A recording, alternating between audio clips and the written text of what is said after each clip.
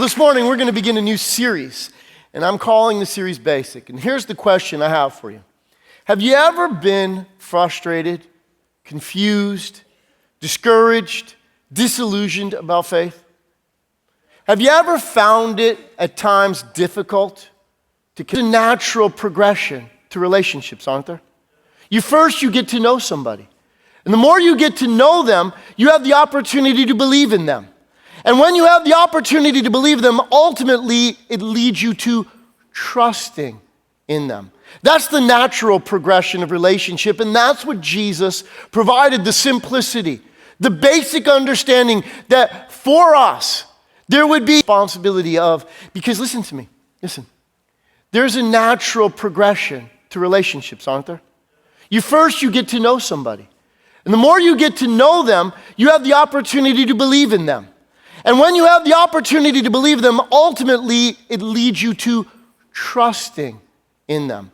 That's the natural progression of relationship, and that's what Jesus provided, the simplicity, the basic understanding that for us, there would be that progression to go. Listen, there's a natural progression to relationships, aren't there? Your first mission was to restore a relationship between God and man. A relationship that God designed to be established by and sustained through faith. See, Jesus brought the most essential ingredient, the reality to be able to trust. Because the confusion, there would be that progression to go on, to build and to grow in trust in believing Him. Because Jesus' ultimate mission was to restore a relationship between God and man. A relationship that God designed to be established by and sustained through faith. See, Jesus brought the most essential ingredient, the reality to be able to trust. Because the confusion about faith comes when we take it outside of the context of relationship. Because Jesus intended that we would understand it as a highly relational understanding. It was never intended to be complicated. In fact, the word faith, listen, the word faith in the Greek language is the word pistis. And in its meaning are three important aspects. They're almost like a progression or a stage of elements that are a part of it. First one is this. This is what it literally means, a firm conviction. A firm conviction established upon hearing that acknowledges a revelation or a truth. In other words, it's a discovery of what does God actually say. Why does God say what He says? It's a discovery, it's an understanding, it's the acquaintance with, becoming familiar first, to acknowledge that we understand what is God saying. That's the first stage, but that's not fully developed faith. Second reality is a surrender to that truth. Once you come to understand what it is to surrender to it. It becomes personal at that moment. It's something that you personally believe. The second reality is to believe it on that level. But then the third aspect of it is to adopt a lifestyle that's consistent with that belief. A lifestyle that's consistent. So in essence, there's a progression. Let me explain it in a very simple way. Take, for instance, a parachute. If you never had any knowledge of a parachute, if you've never were familiar with that at all, and I brought a parachute out and placed it on this altar right here and said, see this package? If you jumped out of a plane from 10,000 feet, this would guarantee your safe passage to the ground. Well, if you had no knowledge of it, there's nothing in looking at a parachute that would give you any confidence that in truth would happen. But the first reality is that when you began to discover it, when you looked into it, you might look at video, you might see things, you might read about it, you might come to the realization, okay, I believe that parachute, see, the first step is the knowledge of, then the second reality is you to form a personal belief. I do believe that package right there, that parachute, if strapped on somebody's back, if they jumped out of a plane from 10,000 feet, it would allow them the ability to come to earth safely. But isn't it a different thing to actually strap it on your own back and jump out? Think about that for a moment. Because your belief has to be pretty strong before you actually jump. And see, that's the progression. And we do that in life in just about anything, isn't it? In all relationships, there's first an understanding of getting to know somebody. And out of knowing them, you can come to believe in them. And when you come to believe in them, you can begin to trust in them. And that's the order, that's the progression that God designed. See, faith was never intended to be complicated. It's this simple, and here's the series in a nutshell. Follow. The first reality is to follow. Get to know, what does God say and why does he? To look at things from God's point of view. To first acquaint yourself with the understanding of what does God actually say? What are his viewpoints of it? Which leads to the second reality of to believe. Because you can't believe in something you're ignorant of. And so the knowledge of it gives you the opportunity to grow to the point of believing it, but believing it isn't the full story. Because true faith takes that final step that what you believe inspires you to act on. What you believe inspires you to go out and actually live and do what you've discovered in the midst of it.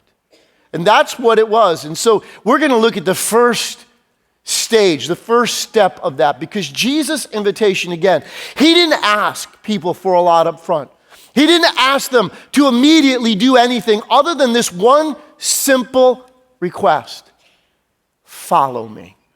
To follow me meant become acquainted with me, hang out with me, understand how I think, get around me, learn from me, listen, observe, consider what you learn, and make a determination from that. That's all Jesus ever asked up front of us. In fact, if you have a Bible this morning, turn to the book of Matthew, Matthew chapter 4. If you don't have a Bible, it's on your notes. It'll also be on the screens. But Matthew chapter 4, we're going to look at this.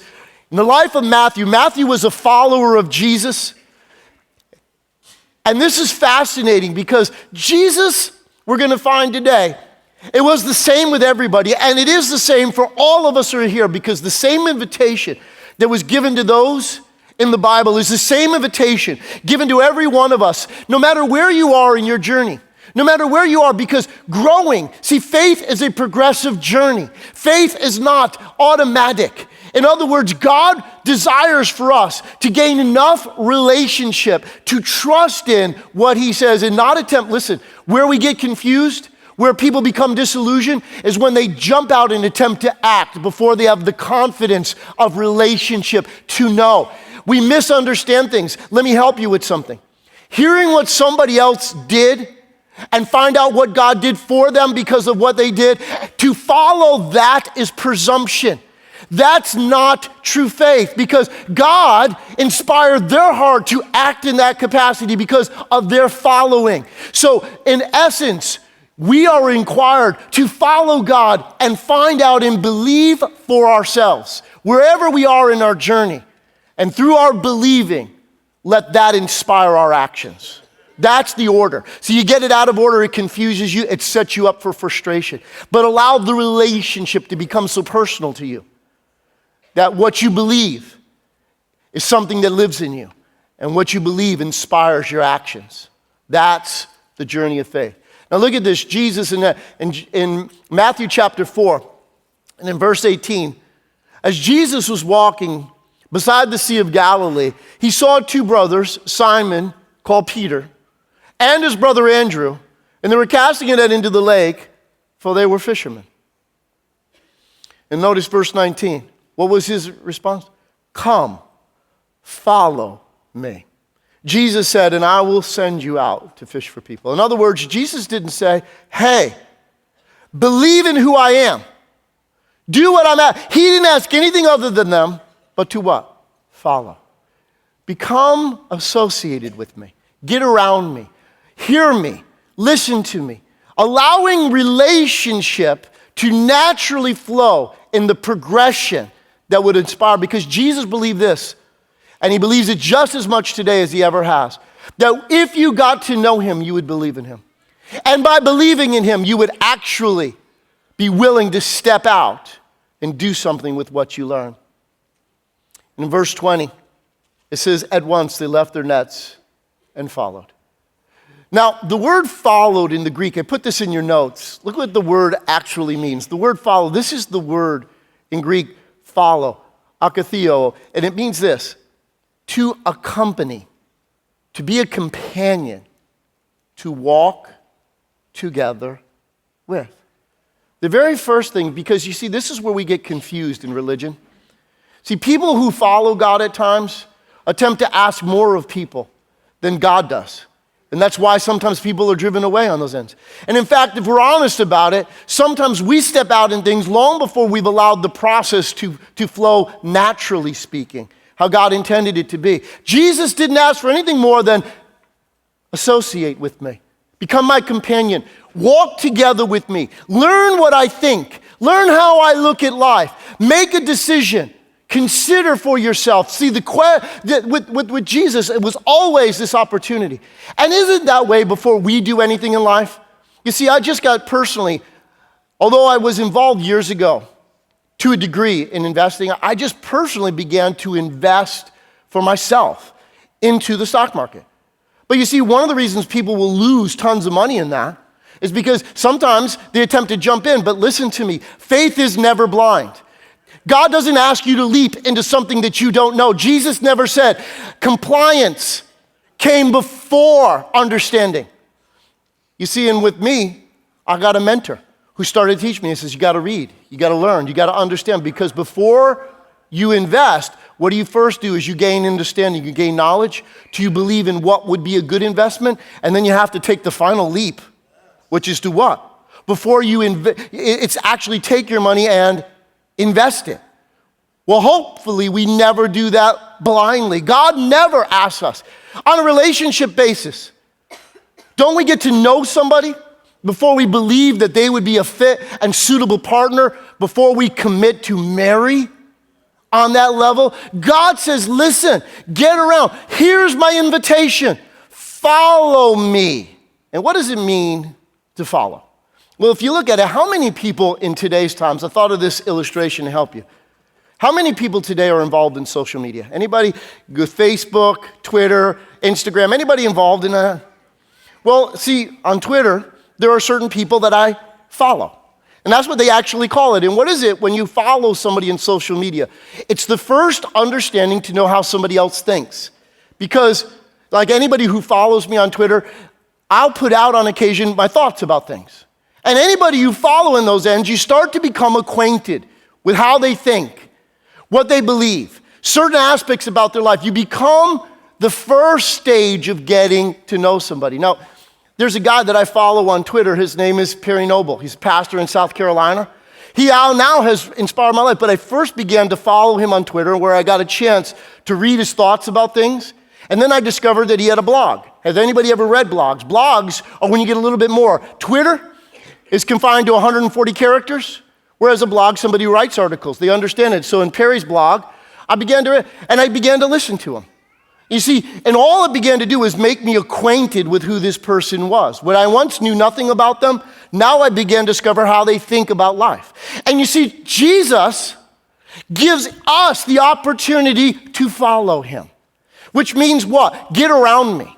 Find out what I tweeted. Find out what I'm blogging. Find out, because why? We have a whole book that is filled with his thoughts. It's filled with the understanding of how he looks at life. And Jesus said, listen, just come, get around, acquaint yourself with me. Because when we begin to attend church, when we begin to listen, when we begin to read the Bible, it's the first stage of learning what does Jesus say. That's all he asks up front. If you're taking notes with me, listen, you need to understand this.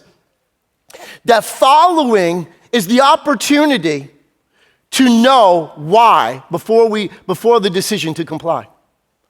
Following provides the opportunity to know why before the decision to comply. In other words, God doesn't ask you to leap in the darkness.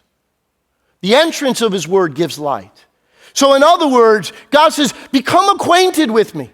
Understand how I think. Understand my views. Learn to look at life from a different point of view than you may be used to. And what you might find inside of you is that you begin to believe differently. And out of what you begin to believe, it may cause you to act differently. Because what Jesus believed above all else is that if you came into relationship with him, not only would you believe in him, but that relationship would be the means of transforming our lives.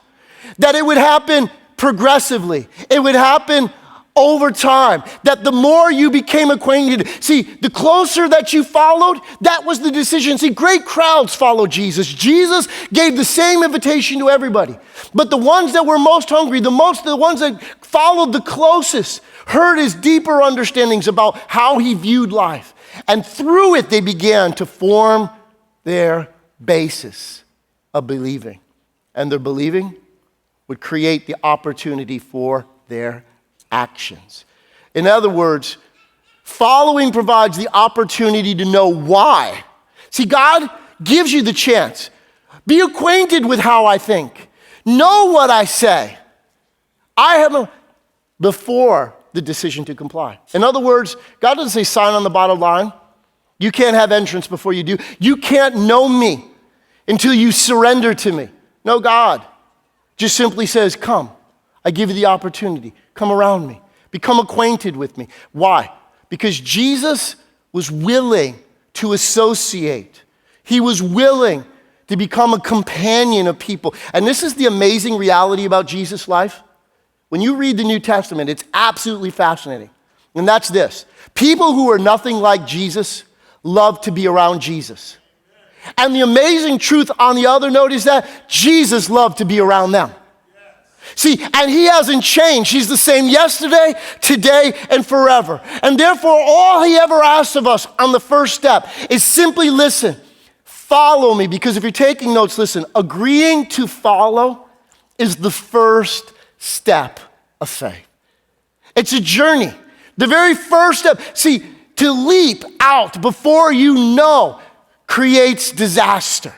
But to follow in progression is the beginning of agreeing to follow. Means, hey, I'm going to find out what you think. I'm going to get around you. You see, if you want to know what Jesus thinks about marriage, you can begin to start to read. Yes, did he have much to say about it? See, when you discover it, you may have problems in your marriage, and you just realize that Jesus didn't look at marriage like culture looks at marriage. He saw it as a covenant. He saw it as a commitment. He saw it as something that God joined together. And here might be news for you. What did Jesus think of marriage? Jesus believed marriage was only between a man and a woman. That's all he ever said, because in the beginning, God made them male and female, right? And then he said, listen, if you're having problems in your marriage, that the reason for divorce is a hardened heart.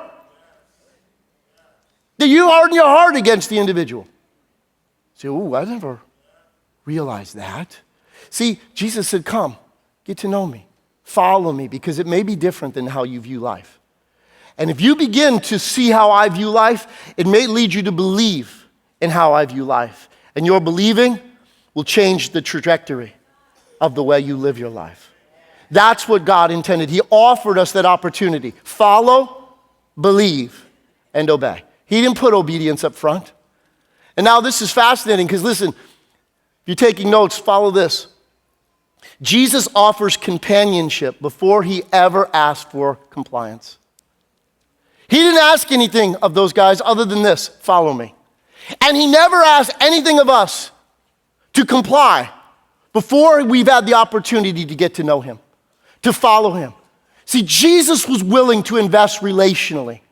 He was willing to allow people to come to know him, even if they chose not to follow him ultimately. He was willing to take the risk. Why? Because he loved every single one of us. He didn't ask for something up front to give you the right. No, he gave you the right to follow. See, Jesus offered something for us before he ever asked anything from us. Do you realize that? Jesus offered something, and he does today. He offers something for us before he ever asks anything from us. And therefore, you and I need to see it in this regard, because no matter where you are in the journey, the offer's the same to all. Look at this next one over in Matthew chapter 9. Matthew chapter 9. And let me set this story up for you, because Matthew's about to tell his own story. Why is this significant? Because Matthew's name in Hebrew was Levi.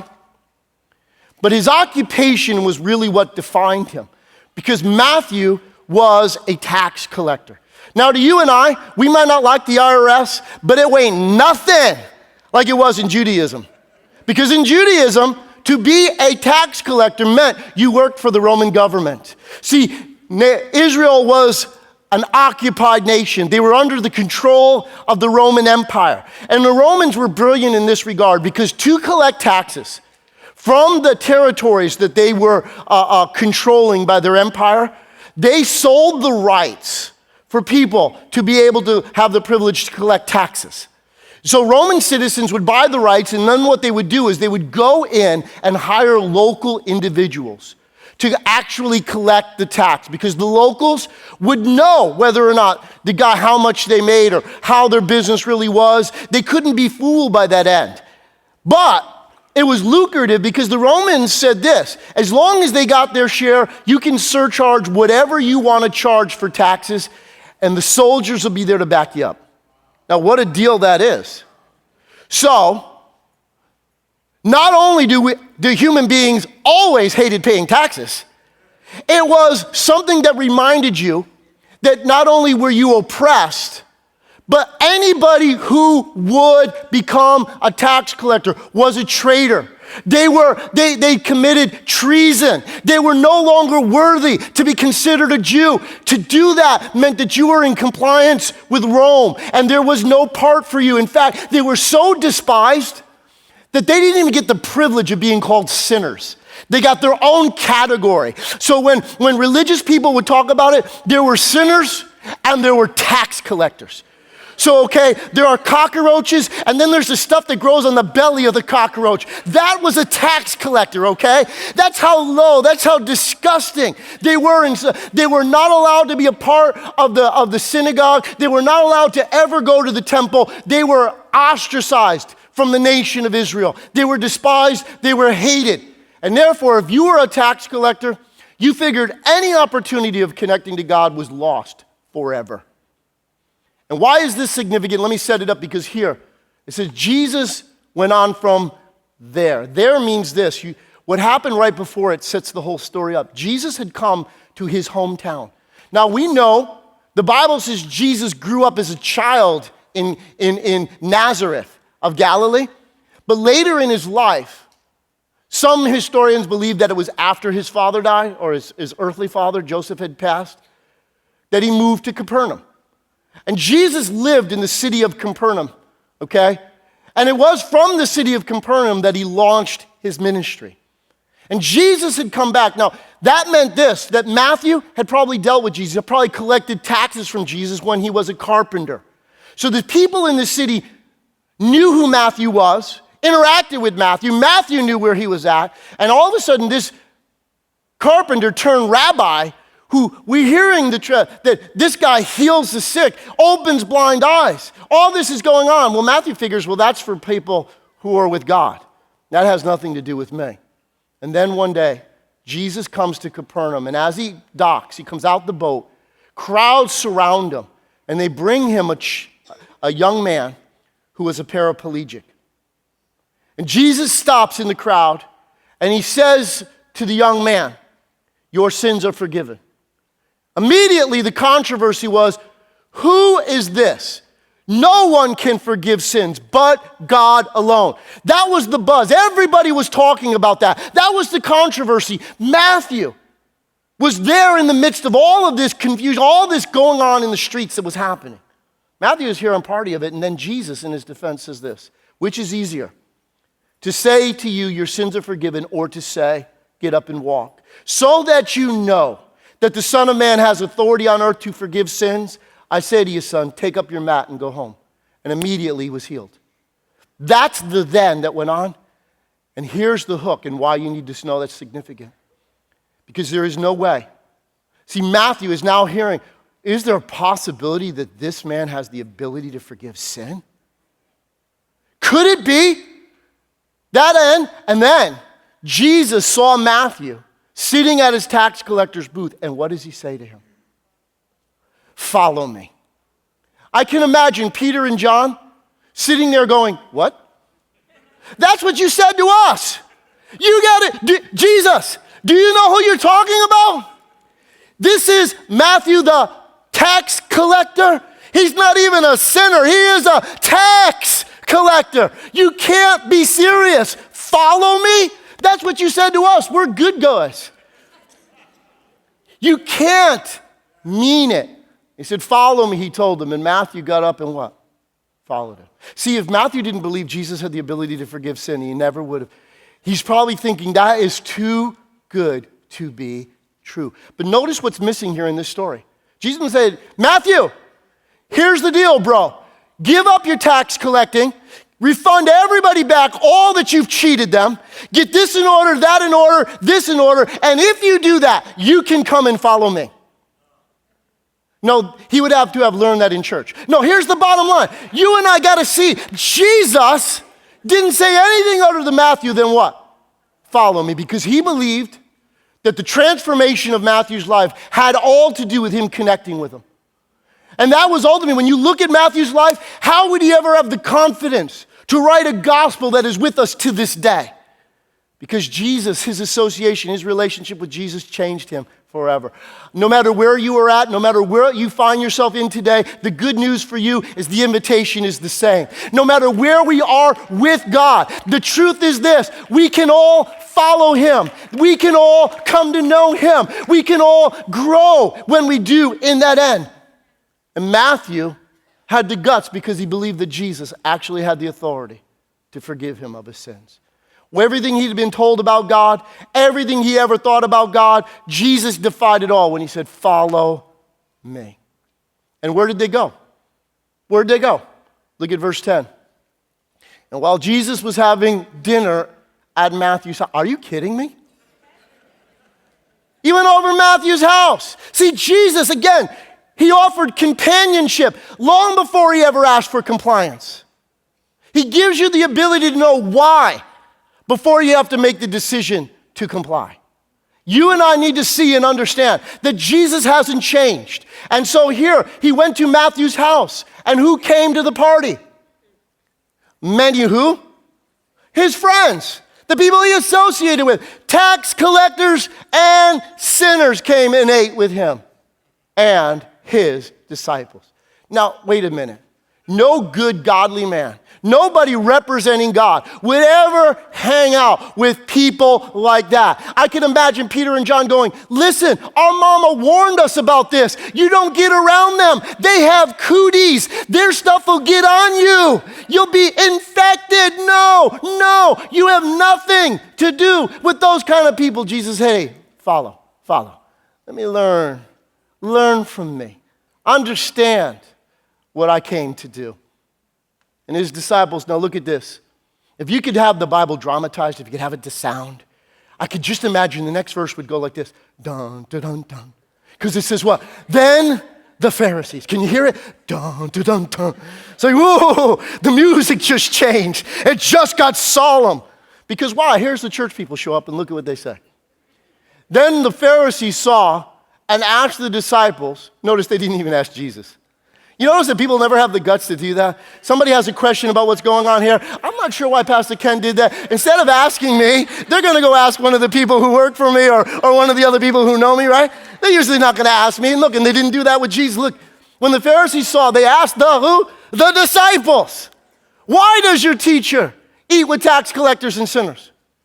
It didn't make any sense because this defied all conformity to standard religious principle. No way do you hang out with folks like that. No way can you be a man of God and associate on those levels. But you see, God, that's what he gives us the opportunity to know. Why? Jesus is God in human form. You want to know what God's like? I don't know what you've been told. I don't know where you've hung out. But let me tell you, look at me. Get around me, because if you've seen me, you have seen the Father. Let me help you to realize that growing in a relationship with God is coming to trust him, coming to believe in him. How? By associating with him. In other words, you can't get it all together. Here's one of the things that people struggle with even in our times today. People say, well, you know what? You ask them, hey, come to church with me. I don't know about that.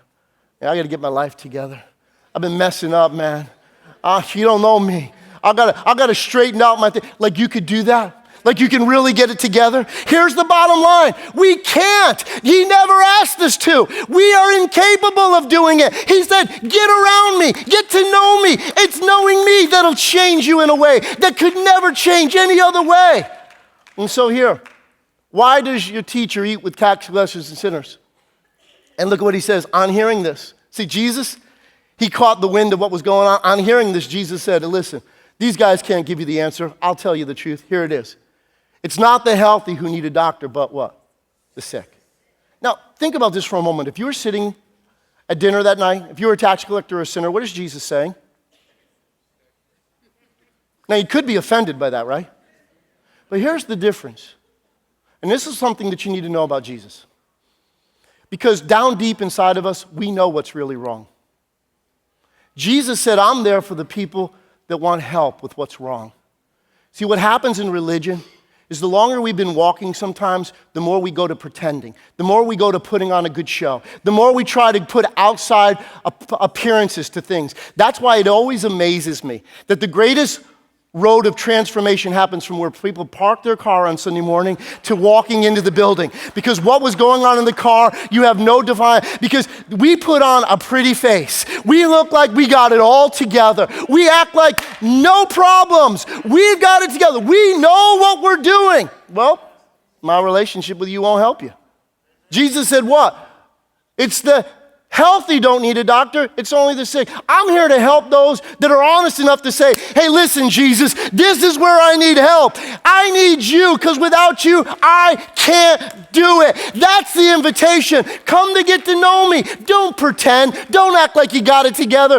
All of us are a work in progress. All of us have an area where we need to grow in faith. Don't act like I know all of this. I understand all of this. In other words, what area do you need to follow Jesus in? Because there's somewhere in every one of us that we need to grow in our confidence and our ability to trust God. There is places in our lives that are not where they ought to be, and they'll never be until we begin to associate with Jesus and allow his views and allow his ways to change how we think, to change how we feel, to change what we believe, to ultimately change the way we live.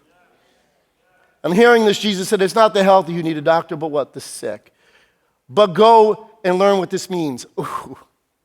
You got to understand, the Pharisees believed that they were the most astute students of the Bible there could be.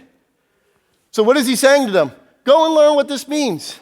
Now, they could take that offensively. You know what Jesus offered to them was? Hang around me. Let me help you to rethink what you think you already know. But see, that's offensive. And the Bible says God resists the proud, but he gives grace to who? The humble. You know, I might have believed it that way, but I'm willing to take a second look. I'm willing to re-look at it because maybe the way I have looked at it isn't truly in line with Jesus, how you ultimately meant it to be. And I'm open enough to re-examine it. And he says, go and learn what this means. I desire mercy, not sacrifice. For I have not come to call the righteous, but sinners. In other words, listen, I want a merciful heart more than I want your sacrificial obedience. I want you to understand me and know, because I want your actions to be inspired by love, not by fear. I want your actions to be inspired because you know me, not because you're afraid of me. There's a radical difference to that end. He said, but I come to help those that understand they can't help themselves, that they know they need me. So in essence, look at this, one more verse in Matthew. A little bit later, Jesus says to this, Matthew 11:28. I love this, because this was to the whole crowds. Again, what does he say? Come to me. All, notice he didn't disqualify anyone. If you're here today, this is for every single one of us. Come to me, all who are weary and burdened, and I will give you what? Rest. We know what makes us weary and burdened? Religious compliance. Has anybody like me here? You messed up, and all of a sudden, don't we have this innate ability to say, oh God, I'm so sorry that I did that. I will do. We make promise after promise after promise, and we're going to do this, going to do that. That's wearisome. That's burdensome. We lay stuff on ourselves that God doesn't lay on us. And the nature of religion is constantly do this, do that, do this. We get lists, we get ideas. If you do this, then everything is going to be okay. No. Jesus said, come to me, all you are weary. In other words, when you get tired of all that, come to me and learn how I am. Come to me, all you who are weary and burdened, and I will give you rest. Verse 29. Take my yoke upon you. Take my yoke. Now here, Jesus was a carpenter. One of the things, a reality in nature, a yoke was a piece of wood that they would use in plowing that put usually two ox together. Now there's two truths here that I want you to see and understand. Okay, number one, Jesus saying, learn about me, and know this, that whenever you decide to follow me, I will be with you. You'll never be alone. Who is walking by your side? Me. I will be in this with you. And when you begin to realize that I'm in this with you, it will not be as difficult as you might think it be. It's not in you. Allow me, allow my power, allow my strength, allow my life to be the inspiration and the source of your help, the source of your security. But then the other meaning is this, in ancient times, because following was always the first level. When anybody became acquainted with a philosopher, a teacher, what they would do is go and learn. They would follow them. They would learn what they said. They would learn their viewpoints. They would learn their teachings, the way they saw life, and make a decision whether or not they believed that before they conformed their lives to those teachings. So that was always the first step in learning. The yoke represented a person's teachings. Jesus said, take my yoke. And Father, learn from me. Here Jesus gives us the freedom. Learn from me. Know what I say. Give the opportunity to think about it. Consider it. Listen. Follow. For I am gentle and humble in heart. And you'll find rest for your souls. Now, rest, the word rest here doesn't mean inactivity. It means rest in the midst of your activity. In other words, what I give you to do is something that is not difficult, but enjoyable. Because see, relationships, isn't it relationships, when you get around people that are really awesome, isn't that an enjoyable thing? Jesus said, hey, get to know me, learn from me. I will give rest to your souls in verse 30. He says, for my yoke is what? Easy. The word easy here literally means it provides whatever is necessary. It's practical. It's simple. It's basic. It's not complicated. It's not too difficult for anyone to do. This is something that everyone can do. This is not so much, is it easy in the sense that it's never going to be difficult, never going to offer me a challenge in life? No. We'll all face challenges. It's easy enough to understand. It's easy enough to apply because life is difficult no matter what way you go through it. But going through it with Jesus, going through it Jesus' way is far easier than trying to do it on your own. He said, for my yoke is easy and my burden is what?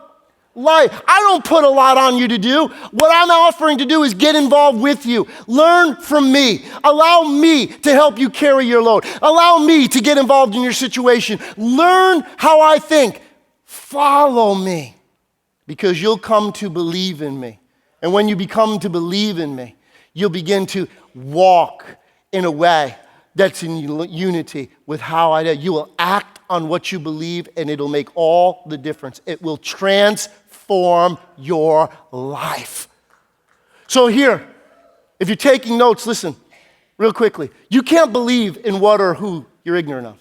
Think about that. You can't. And anything in life, you can't believe in what you're ignorant of, can you? The second reality is this, if you're taking notes, listen. Faith grows from the natural progression of relationship. See, as long as you're looking at faith as a formula, as long as you're looking at faith academically, you will always be confused. You'll always be frustrated. You will always struggle in your ability to walk with God. And without faith, it's impossible to please God. But God intended that faith was the natural flow and progression of relationship. Get to know me. Understand how I think. Because lastly, listen, it builds this. Trust is the trigger for transformation. When you begin to trust in God, you'll allow His Word to inspire the things in your life that you will actually do. And it's what you do that will transform your life. See, acting on what God says, when it's built out of the component of trust, has every opportunity to transform your life. But don't get it out of order. Don't try to jump out. Don't try to act in a way that you don't have enough relationship to sustain. Peter attempted that. Jesus came to the disciples one night. Remember, there was waves and there was a storm going on. And all the disciples were scared. These were the guys that hung out with him. Jesus said, hey, don't be scared. It's me, right? And Peter said, if it's you, bid me to come to you on the water. Oh, what was Jesus going to say? No, it ain't me. Peter wasn't ready yet. He had enough confidence because why? He proved this. Trusting in Jesus was strong enough to support you in what looked to be impossible otherwise. And that's what you need to know. When God's Word lives inside of you, based on a relationship, based on the understanding of knowing who He is, then what will happen is you won't fall what Peter happened. Because what happened is Peter walked out in the water, which proved that God's Word is sufficient to bring about change in our life. But Peter wasn't ready relationally because why? All the winds and the waves distracted him, and he began to question on whether or not, is Jesus strong enough despite all that's going on? Now let me ask you a question. Walking on water, what difference does it make whether or not it's windy and stormy or it's calm? Will you tell me? It takes the power of God to do either. One is not associated with the other, but the only way that you will stay strong through the storms of life and not doubt in God when you don't know what's going on is the strength of your relationship, that you know He's a Father who loves you, that He said He'd never leave you nor forsake you, that you trust in Him down deep, that your actions are based on that loving trust of trusting Him. Trust is the trigger of transformation. It will change it. So where does this all land? Here's what I'm asking you to do. Take the first step. Apply this reality. Follow. Wherever you are in life, begin this process. Follow. What does it mean to follow? Listen. Learn. Discover what Jesus says. You see, begin to crack the book for yourself. Read. Go in through. Investigate. Allow what Jesus says to form the basis of what you consider. Look at that end of it, because everywhere in our lives, whether you're just beginning a journey, all Jesus is saying, hey, listen, begin for yourself. Look at the book, read, see what I said. Don't listen to what other people tell me I said. Read it for yourself. Begin to discover that I'm alive. I will speak to you. You think Jesus will speak to people who aren't Christians? Of course He will. Did He not begin that way? All of those guys didn't believe in Him when they began. Jesus will meet you right where you are today. You can build a relationship with Him even before you believe in Him. I know that defies so many people's idea about religion, but let me tell you the truth. Jesus is the same yesterday, today, and forever. The invitation for all of us is this. Before you believe, discover what I say. Follow me. Begin to investigate wherever you are in life. See, there are places in our lives, maybe about finances. Find out what Jesus says about money. Before you make up your mind what you believe, discover what He says about relationships. Discover what He says about your body and your health. Discover what God says about every single facet of your life, what you need strength in, the areas that you need to grow in. Let it begin by just following Him. Don't attempt to act. Don't attempt to go out and do something before you've had the opportunity. Pray. Talk to Him. Examine this.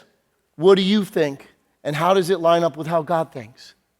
If something needs to change, do you believe enough to change because of what you've discovered, or are you attempting to change blindly?